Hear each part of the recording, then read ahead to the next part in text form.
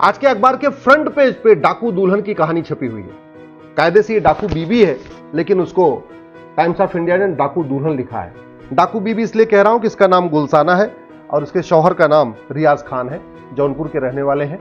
ये क्या करते थे कि जो पेपर में संडे के दिन मैट्रिमोनियल आते हैं, ऐड आते हैं, या बहुत सारी मैट्रिमोनियल साइट है, वहां से लोग कहते हैं ना हमें लड़की चाहिए, वहां से ऐसे परिवारों को ढूंढते थे, सर्च करते थे, उनसे बातचीत करते थे और बातचीत करके कहते थे कि भाई हमारी बेटी तो सुंदर है, बेटी अच्छी है, फोटो वगैरह शेयर कर देते थे, लेकिन हमारे पास पैसे नहीं है, शादी का पूरा पूरा खर्चा आपको उठाना पड़ेगा। अब जिसका बेटा 30-32 साल का हो गया, उसको दुल्हन चाहिए, सुंदर दुल्हन चाहिए, तो वो पूरा शादी का खर्चा उठाने के लिए तैयार हो जाते थे। उनसे ये जो गुलसाना है और उसका जो शौहर है रियाज खान, दोनों मिलकर मोटी रकम लिया करते थे, शादी भी करते थे।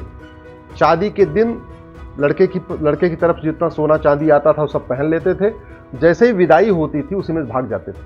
कई बार तो ऐसा हुआ कि शादी की रस्म जब पूरा कपड़ा मेकअप वगैरह तैयार हो गए, सब मंडप में पहुंच गए, वहां से इसके साथ के 5-6 लोग आते थे, इसको लेकर वहां से किडनैप करके चले जाते थे। तो निकाह जिहाद, किडनैप जिहाद का एक मिक्स स्टोरी थी जहां पे ये काम किया करते थे। अब तक के जो खबर आई है, इसमें जो एफआईआर छपे हुए हैं, इन्होंने भारत के कई राज्यों में ये काम किया, लेकिन उसमें सारे के सारे जो लड़के थे वो हिंदू थे। यानी जिन परिवारों को लूटा उसमें 100% वो हिंदू परिवार थे, जिनके साथ ये ब्लैकमेल का धंधा कर रहे थे, जिनके साथ ये निकाह जिहाद कर रहे थे, जिनके साथ ये किडनैपिंग वाला खेल भी खेलते थे कि शादी हुई, जैसे विदाई हुई और रास्ते में गाड़ी इसके 4-6 साथी आते थे और गाड़ी रोकते थे, इसको उतार के लेके चले जाते थे। कई बार मंडप में भी आए, इसके साथी आए, निकाल चले गए।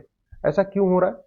कभी चीन में आपने सुना, कभी जापान में आपने सुना, कभी सिंगापुर में आपने सुना, कभी आपने अमेरिका में सुना, रूस में सुना, और बाकी तो छोड़ो, कभी आपने ऐसा खेल दुबई में सुना, कुवैत में सुना, बहरीन में सुना, अबू धाबी में सुना? ये सारा का सारा खेल भारत में क्यों हो रहा है? क्योंकि यहां सरकारें बदल रही हैं, सिस्टम नहीं बदल रहा है। यहां सत्ता बदल रही है, सिस्टम नहीं बदल रहा है। कानून का खौफ पैदा ही नहीं हो रहा है।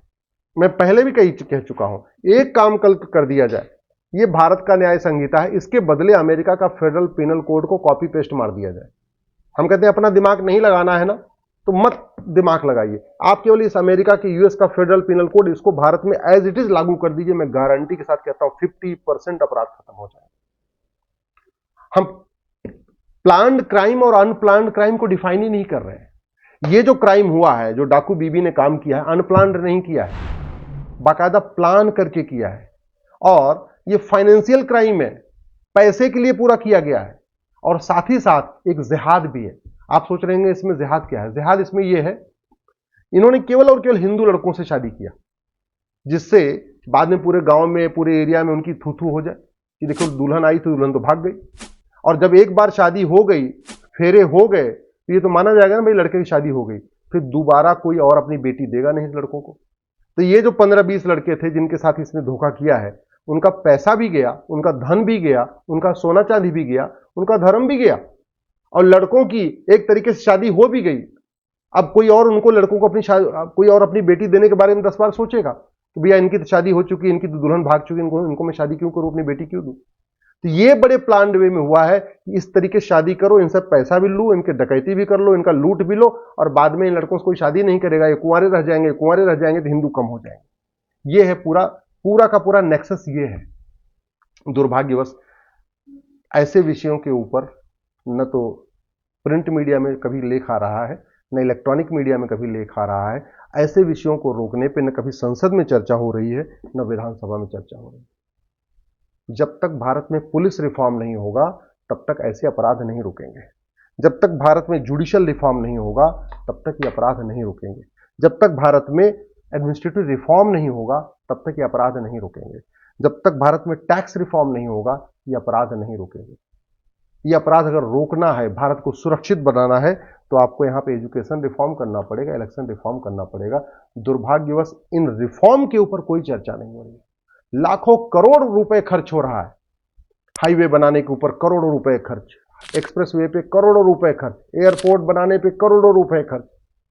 लेकिन जिस चीज से देश सुरक्षित रहेगा, जिससे भ्रष्टाचार खत्म होगा, अपराध खत्म होगा, कानून का खौफ पैदा होगा, वो काम नहीं हो रहा है। 99% लोग भारत के ईमानदार हैं, 1% हैं जो ये सारा खेल करते हैं। लेकिन हमारी व्यवस्था इन 1% के पक्ष में है। जो 99% लोग चाहते हैं कि भारत में ऐसी कानून व्यवस्था हो, ऐसा कानून का खौफ हो कि कोई इस तरीके की हरकत ना करे। हमने कभी उस पर सोचा ही नहीं। आप खुद भी सोचो, जब भारत में कोविड चल रहा था, कोविड के समय कुछ सारे अपराध बंद थे। कोविड के समय घूसखोरी, कमीशनखोरी, दलाली बंद थी। कोविड के समय मिलावटखोरी, कालाबाजारी बंद थी। कोविड के समय नशा तस्करी, मानव तस्करी बंद थी।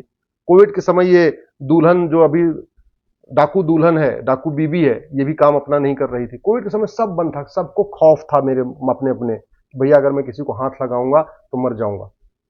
ऐसा ही हम कानून बना के खौफ क्यों नहीं पैदा कर रहे हैं?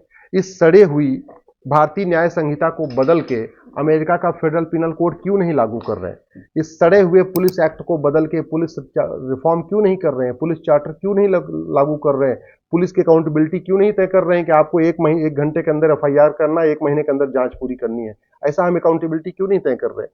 हम ये जो हमने राष्ट्र की सुरक्षा के लिए खतरा बना रखा है, इसमें राष्ट्र की सुरक्षा के लिए क्या क्या खतरा है, इस एनएसए कानून में क्यों नहीं डिफाइन कर रहे हैं? हमने देश की एकता अखंडता की रक्षा के लिए यूएपीए बनाया हुआ है, लेकिन देश की एकता अखंडता के लिए क्या क्या खतरा है, हम इस पे क्यों नहीं डिफाइन कर रहे हैं? हमने ऑर्गेनाइज क्राइम से निपटने के लिए मकोका बना दिया, गुजकोका बना दिया, लेकिन ऑर्गेनाइज क्राइम क्या है इसको हम डिफाइन क्यों नहीं कर रहे? ये जो डाकू बीबी है ना, इसका शौहर जो डकैत है, इसके ऊपर सिंपल धोखाधड़ी का केस दर्ज हुआ है, सिंपल चोरी लूट का केस दर्ज हुआ है, जबकि इसने फाइनेंशियल फ्रॉड किया है, ऑर्गेनाइज क्राइम किया है। ऐसे लोगों के ऊपर तो बाकायदा गैंगस्टर एक्ट लगना चाहिए। ऐसे लोगों की तो 100% प्रॉपर्टी जब्त होनी चाहिए।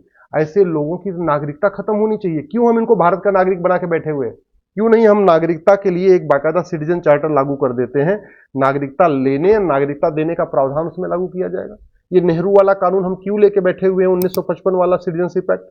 क्यों नहीं एक नया हम सिटीजनशिप कोड बनाते हैं, उसमें टर्म्स कंडीशन सेट कर देते हैं कि अगर किसी ने फाइनेंशियल फ्रॉड किया, किसी ने पैसे के लिए अपराध किया, उसकी नागरिकता खत्म होगी। क्राइम 2 तरीके के होते हैं, प्लान्ड क्राइम, अनप्लान्ड क्राइम। और वैसे ही एक पैसे के लिए अपराध होता है, एक बिना पैसे के लिए अपराध होता है। प्लान्ड क्राइम क्या हुआ? जहां आप बाकायदा सोच विचार के कोई अपराध करते हैं, तो नशा तस्करी, मानव तस्करी, ये सब प्लान्ड क्राइम है। अनप्लान्ड क्राइम में आप जा रहे थे, रोड एक्सीडेंट हो गया, आप जा रहे थे, किसी को आपकी टक्कर लग गई, आप जा रहे थे, एकाएक रोड रेज हो गया, ये अनप्लान्ड क्राइम है।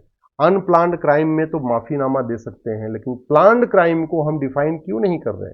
क्यों हम प्लान्ड क्राइम करने वालों का नागरिकता खत्म क्यों नहीं कर रहे? झूठ को पकड़ने के लिए हम नार्को पॉलीग्राफ ब्रेन मैपिंग कानून क्यों नहीं बना रहे? ये जो डाकू बीबी है, इसका जो शौहर है, अब ये क्या करेगा? अपने पक्ष में झूठे गवाह पैदा लाएगा, अपने पक्ष में बड़ी बड़ी दलीलें कराएगा। हो सकता है भूतपूर्व कानून मंत्री, वित्त मंत्री, गृह मंत्री इसकी वकालत करना शुरू कर दें। ऐसे रोकने के लिए हम नार्को पॉलीग्राफ ब्रेन मैपिंग कानून क्यों नहीं बना रहे? जिन जिन 1 दर्जन या 2 दर्जन लड़कों के साथ उसने धोखा किया है, वो तो शर्म के मारे बाहर आके एफआईआर नहीं दर्ज करा रहे। उसमें 1-2 ने तो एफआईआर दर्ज कराया, बाकी लोग शर्म के मारे आ ही नहीं रहे। उनका सोचिए, अब उनका पैसा भी चला गया, घर का सोना चांदी चला गया, सब कुछ हो गया, उनका लाखों रुपए खर्च हो गया, लेकिन शर्म के मारे वो एफआईआर नहीं दर्ज करा रहे हैं। क्योंकि एफआईआर दर्ज कराएंगे तो पुलिस के यहां फिर गवाही भी देने जाना पड़ेगा। जब जांच शुरू हो जाएगी, बाद में मामला कोर्ट में चलेगा, तो कोर्ट में भी गवाही देना पड़ेगा। वो नहीं चाहते, वो चाहते हैं उनकी बेटी की दूसरी शादी हो जाए, अपना परिवार चलाए। वो ऐसे झमेलों में पड़ना नहीं चाहते। जब ऐसे झमेलों में पड़ना नहीं चाहते, कल को ये सबूत के अभाव में बरी हो जाएगी। हम क्यों नहीं नार्को पॉलीग्राफ ब्रेन मैपिंग कानून बना देते कि भैया 1 घंटे के अंदर पूरी सच्चाई सामने आ जाएगी और उसी को एविडेंस मान के सजा दे दे। 1-1 महीने में सजा हो सकती है, 2-2 महीने में सजा हो सकती है। उसके लिए हम क्यों नहीं कर रहे? भारत का संविधान कहता है जस्टिस विद इन ईयर लागू करो, 1 साल के अंदर मुकदमों का फैसला करो। भारत का संविधान कहता है रूल ऑफ लॉ स्थापित करो। भारत का संविधान कहता है सुरक्षित भारत बनाओ। भारत का संविधान कहता है ऐसा ऐसे कानून बनाओ कि भ्रष्टाचार अपराध जड़ से खत्म हो जाए। दुर्भाग्यवश तू मैं हो रहा है, आरोप प्रत्यारोप हो रहा है, नूरा कुश्ती हो रही है, बतौलेबाजी हो रही है, तू चोर मैं सिपाही हो रहा है। इलेक्ट्रॉनिक मीडिया में भी हो रहा है, प्रिंट मीडिया में भी हो रहा है, सोशल मीडिया में भी हो रहा है, लेकिन किसी एक भी समस्या के अस्थायी समाधान के ऊपर कहीं चर्चा हो रही नहीं हो रही है। न संसद विधानसभा में जस्टिस विद इन ईयर के ऊपर चर्चा हो रही है, न लोकसभा राज्यसभा में जस्टिस विद इन ईयर पे चर्चा हो रही है, न इलेक्ट्रॉनिक मीडिया में जस्टिस विद इन ईयर के ऊपर चर्चा हो रही है, न प्रिंट मीडिया में जस्टिस विद इन ईयर पे चर्चा हो रही है, और न सोशल मीडिया में जस्टिस विद इन ईयर पे चर्चा हो रही है। इसलिए रोज अपराध होते जाते हैं, खबरें चलती रहती हैं, फिर अपराध होता रहता है, फिर खबर चलती रहती है। एक भी रत्ती भर अपराध खत्म नहीं हो रहा है, न रत्ती भर भ्रष्टाचार कम हो रहा है।